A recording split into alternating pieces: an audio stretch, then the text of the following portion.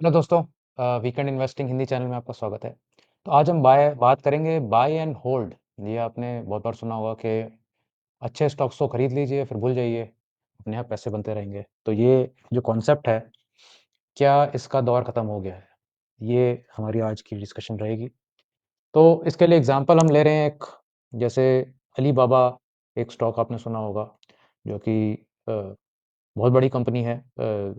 Origin इसका China से है। ट्रेड ये यूएस और हांगकांग मार्केट में होती है। तो आप ये देखें कि पिछले 10 सालों में ये स्टॉक $100 से बढ़कर $300 तक गया और फिर ये वापस $80 के आसपास आकर रुक गया। तो जिसने भी इसमें इन्वेस्ट किया है किसी भी समय पे, चाहे वो 2015 हो, 16 हो, 17, 18, 19, 20, 21, जब भी इन्वेस्ट किया उसको आज की डेट में भारी नुकसान है। और जो एक अपॉर्चुनिटी कॉस्ट है, जो आप इसमें रेड लाइन देख रहे हैं इस चार्ट में, वो इंडेक्स है S&P 500 का। तो अगर आपने अपना कुछ भी दिमाग ना लगाते हुए इंडेक्स ले लिया होता इस स्टॉक के जगह, तो आपको 100 की जगह ₹300 आपके, $300 आपके इन्वेस्टमेंट हो गई होती।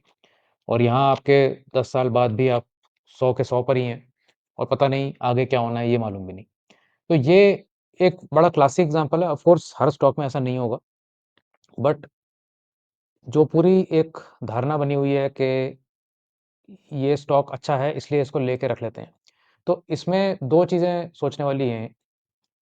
एक तो ये है कि एक डिसरप्शन जिसे कहते हैं कि का माहौल है। तो चाहे वो टेक्नोलॉजी से डिसरप्ट हो रहा हो या कोई और कंपनी आके मार्केट शेयर ले लेती है सारा, कुछ और चेंजेस हो जाते हैं उस सेक्टर में।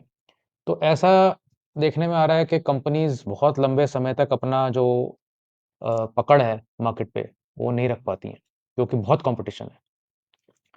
और दूसरा ये है कि अब जो एक पहले ग्लोबलाइज़ेशन का दौर चल रहा था, अब वो डी-ग्लोबलाइज़ेशन हो रही है, तो इस कंपनी में भी उसका इम्पैक्ट देखने को मिल रहा है। अब वो यूएस वर्सेस चाइना का जो एक माहौल बनता चला जा रहा है, उस वजह से भी इस कंपनी को नुकसान हो रहा है।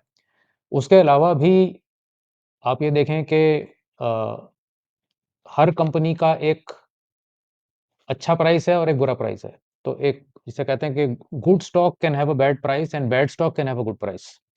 तो इसको आपको डीपली समझने की ज़रूरत है कि अगर अच्छी जो स्टॉक्स माने जाते हैं, अगर वो इतने ज़्यादा ओवर प्राइस हो जाएँ, जैसे कि अभी इंडियन मार्केट में भी आप देख रहे हैं बहुत सारे FMCG counters 60 times earning, 70 times earnings, बहुत हेवी वैल्यूएशन पे पहुँचे हुए थे। और वहाँ पर जाके अब वो जिसे बाप स्टॉक्स कहते हैं, by at any price, BAAP। तो ऐसा तो हो नहीं सकता कि आप किसी भी प्राइस पे कुछ भी खरीदते चले जाएँ और वो हर आदमी को जो उसमें इन्वेस्ट करेगा उसको पैसे बनने ही बनने हैं। किसी को तो नुकसान उठाना ही पड़ेगा, क्योंकि पेड़ जो हैं वो आसमान तक नहीं उग सकते, कहीं न कहीं जाके रुक जाते हैं। तो ये पॉइंट सोचने वाला है कि आपने आइडेंटिफ़ाई कर ली बढ़िया कंपनी, लेकिन उस कंपनी की किस प्राइस पर आप उसको एंटर करेंगे, वो बहुत ज़रूरी है। या फिर आप कोई स्ट्रैटेजी फ़ॉलो करेंगे जिसमें कि आपका एग्ज़िट भी डिफाइंड होगा। जैसे आप कोई मोमेंटम स्ट्रैटेजी अगर कर रहे हैं, तो आप सपोज़ यहाँ एंटर कर रहे हैं, तो हो सकता है यहाँ एग्ज़िट हो जाएगा, फिर हो सकता है यहाँ एंटर आपने करा, फिर एग्ज़िट हो गया।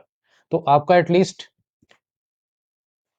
सालों-साल और दशक के दशक आपको वेट करने की ज़रूरत नहीं पड़ेगी कि पता नहीं ये स्टॉक चलेगा, नहीं चलेगा, कितनी अपॉर्च्युनिटी कॉस्ट मेरी इसमें खराब हो रही है। और ₹100 $100 के $100 ही हैं 10 साल बाद, और दुनिया कहाँ से कहाँ चली गई पिछले 10 साल में। तो बड़ा एक नेगेटिव इम्पैक्ट इन स्टॉक्स का या इन सिचुएशंस का होता है आपके मेंटल फ्रेमवर्क पर भी। और कई बार आदमी कहता है कि छोड़ो, क्या करना है काम स्टॉक मार्केट में। तो इस करके बहुत ज़रूरी है कि ये बाय एंड होल्ड वाला जो कॉन्सेप्ट है, ये कि लिमिटेड वे में ही आप यूज़ कर सकते हैं, अगर आपको ये पता है कि कौन-सी प्राइस उस स्टॉक के लिए ठीक है। और आपके पास एक स्ट्रक्चर है कि भई अगर मैंने एक्स, वाई, ज़ेड रीज़न्स की वजह से ये स्टॉक लिया और वो एक्स, वाई, ज़ेड रीज़न्स अगर नहीं प्ले आउट हो रहे, तो मैं इसमें से निकल जाऊँगा। तो ये अगर स्ट्रक्चर है आपके पास तो वेल एंड गुड, नहीं है तो ब्लाइंडली बाय एंड होल्ड करके मत चलिए, वो बहुत ज़्यादा खतरे की चीज़ है।